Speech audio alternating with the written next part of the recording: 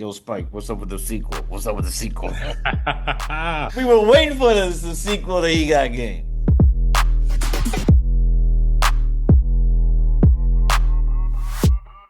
Well, first of all, man, congratulations. Thank you very much. On your latest joint. Do you think that did you see this film as like a love letter to the NYC, whoever York?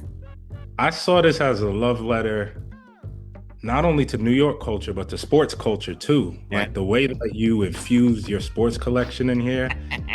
You got your Joe Louis piece. You got your Kalinde Wiley, Jackie Robinson piece. What made you want to sneak all of these Easter eggs? I mean, when you're the director and producer, you're not really sneaking in it. It's a Spike Lee joint. And it was a shorthand to show that this brother got money. You look at their art. And you go to somebody's house, you look at their art, you're like, oh yeah. So it's a shorthand. There's no explanation. Here's the thing though. Those were copies made of the original. Of course, we know that. Your shit is fucked up. You put on the film set, so these are copies of it. And the last day we destroyed those copies.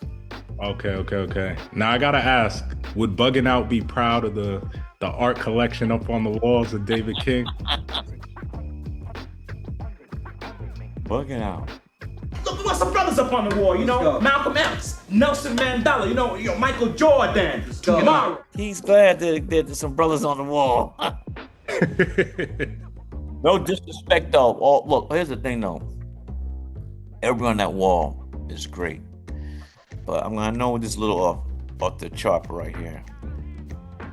For Jungle Fever, I wanted 3 great Frank Sinatra songs. And I dealt with Tina Sinatra, Frank's daughter, and he said no. I got the word back from Tina. Their father said no. I said, why? You burnt this picture and do the right thing. Frank Sinatra's not having it. Oh man, Frank got petty on you. No, I'm just not petty, but DeNiro didn't say nothing. Pacino, I mean, many of the people on the wall I know, but they've not even mentioned it. But Frank Sinatra was not having it. No, that's funny. And eventually, it got to be, Tina says, listen, you write a letter to my father. So I wrote a handwritten 10-page letter talking about my love of his work, who he is, and he gave me, after that letter, he gave me the 3 songs for Jungle Fever. Wow, that's amazing. Frank Sinatra wasn't having it. We always got to pay attention to the opening credit scenes in a Spike Lee joint. Yeah. Now, was it an Easter egg that you had those orange and blue skies? You had that orange font over them blue skies? Let me ask that question again. Was it an Easter egg that you had the orange and blue skies in the opening of this film? And let me ask you, I'll answer that. Ask you a question. Is the Pope Catholic? Did the Pope go to Villanova? Yep. So one more Spike Lee opening scene. Right? Yeah. Do the Right Thing. Probably the most iconic opening credit scene with Rosie. Rosie Perez, Fight the Power, Public Enemy. Now, I always thought about this. I saw the white shorts with the black trim. Was there intentionality? Was that from Muhammad Ali that you put her in those shorts, or was that an accident? just boxing. It wasn't really Muhammad Ali. Just a boxer. Okay. So now, we all know, I'm here with Sports Illustrated. I gotta ask you some sports questions. Boston sucks. I jumped to that right away. We gotta ask. We all know the famous story about Denzel going off script and scoring a few buckets on Ray Allen. Right. Now, I know originally one of the people you wanted to cast was Kobe Bryant. Would that one-on-one game have gone down like that if Denzel tried to pull a fast one on Kobe?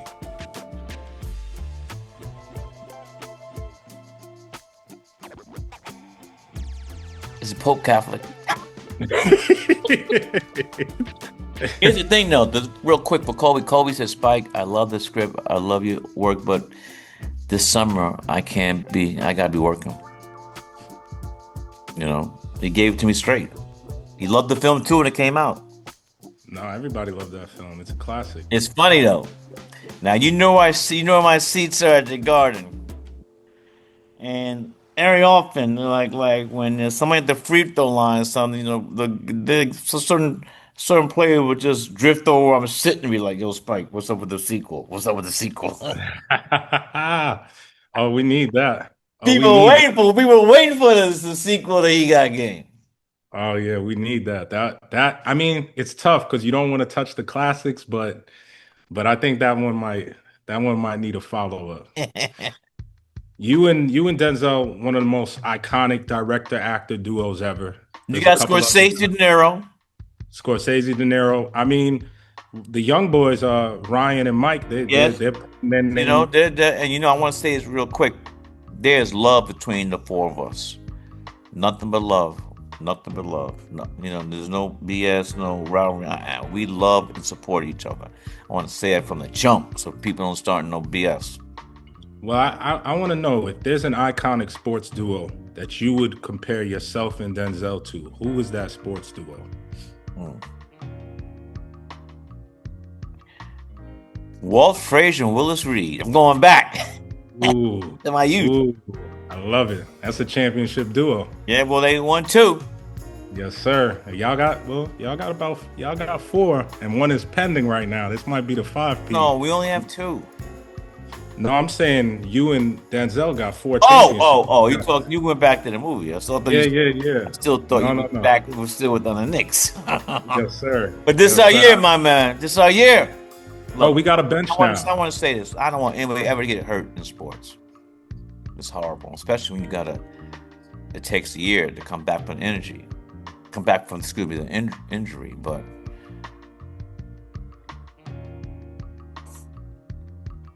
the East.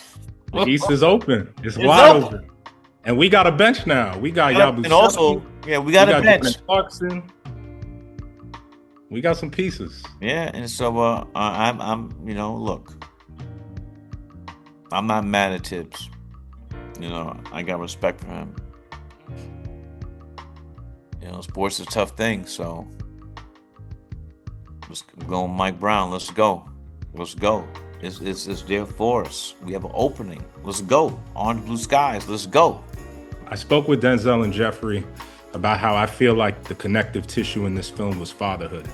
There's 3 black fathers that are just trying to do the best thing for their kids that they can, and it went a little bit viral because But now I really feel you play varsity. People need to shut up. I asked them about all the sports criticism against the Bronny James and the Shedeur Sanders of the world. They're using the claims of nepotism against them, and just how you guys relate. And he came out and he said it's a bunch of opinionaires that are just shooting out their opinion. What's your thoughts on those conversations that come out? Because even Brunson and his dad have been getting some of that. Well, I just think that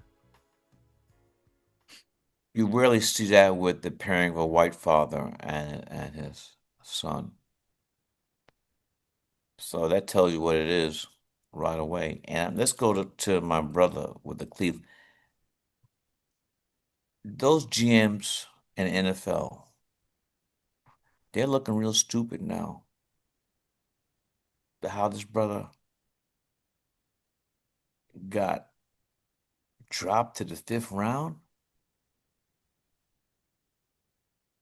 Them GMs in the NFL looking mad stupid. And had to be some other thing, some other element why that happened. And even the Cleveland Browns, they drafted him, but he was buried deep on the depth chart. So,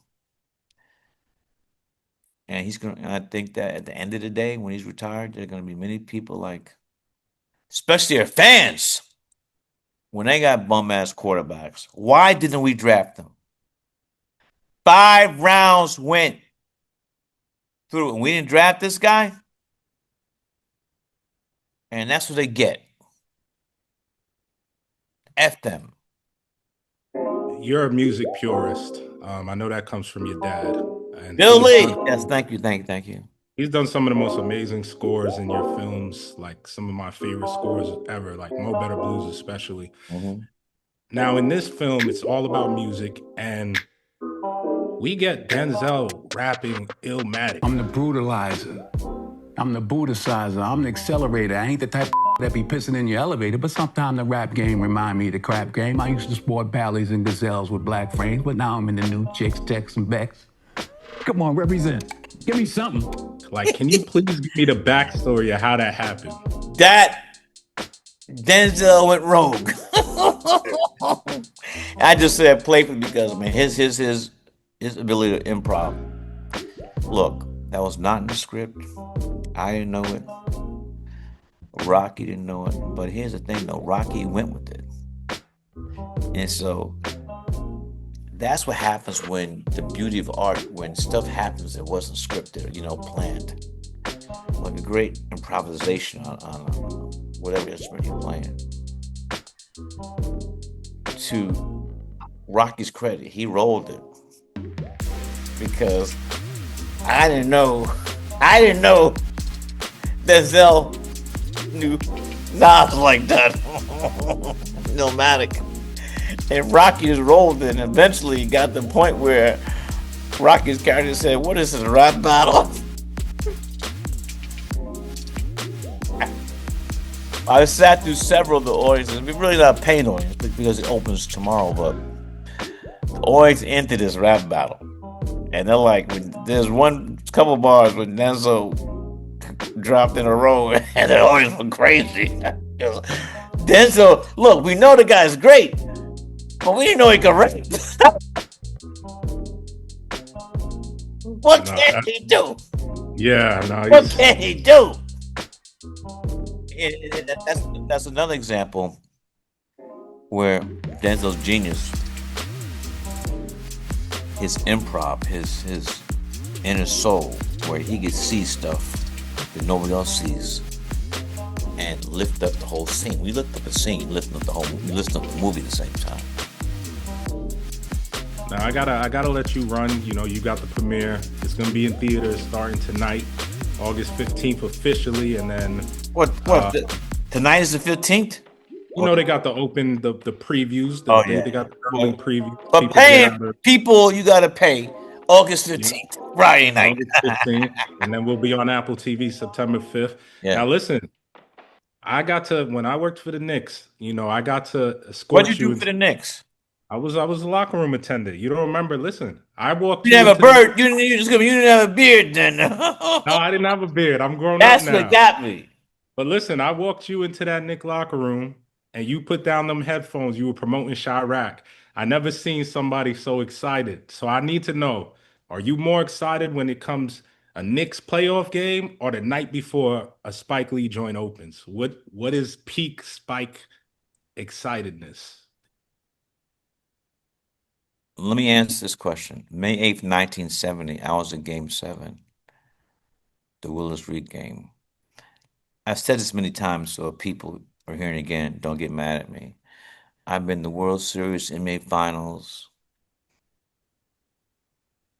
World Cup, everything. I've never heard a noise as loud when Willis Reed dragged his leg onto the court for Game 7 against the Lakers. The Lakers had Walt Chamberlain, Elgin Baylor, Jerry West. And Willis came out late because he was getting a needle this big. Back then, the needles were like horse needles. And so both teams were doing a layup line. And I saw it with my own eyes. The entire Laker team froze when we heard that blast of noise. We're talking Wilt Chamberlain, Elgin Baylor, they froze. And the rest of the Laker team, when they saw Willis drag his right leg out to the free throw line with the first two shots, and I knew we were going to win that game. Now, people call it the Willis Reed game, but don't say that to Walt Frazier, who like 36 points, he went kind of crazy. But I was 13 years old. And they won again the 72-73 season. Earl, the Pearl Monroe on the squad. But that 72, 70, 73, that's what, 50-something years since then? God damn. This is the year. I'll see you at the parade, Spike. Oh, another thing. The parade ain't gonna be nothing compared to. Have you seen outside the Garden we won these playoff games? Was that crazy? Can you imagine what's gonna be when we win the NBA championship? And if that winning game is at the Garden? They need the National Guard, baby. I tell you that. The Marines, National Guard, Air Force, the Boy Scouts, the Cub Scouts. they're gonna need the Navy. It's gonna be a joyous day. And it's gonna happen. Yes, sir. I'll see you there. Thank you, man. Congrats on this film. Beautiful film. Thank you, man. Appreciate you. Yes, and I remember the beard threw me off. Man, how old were you when you were in the Nick locker room back then? I was there. How old were you though? I started when I was 18. Yeah, but you didn't have this though. You didn't have this. I didn't have none of that. I didn't have these. That's why I didn't recognize you right away. Oh man. Love, baby.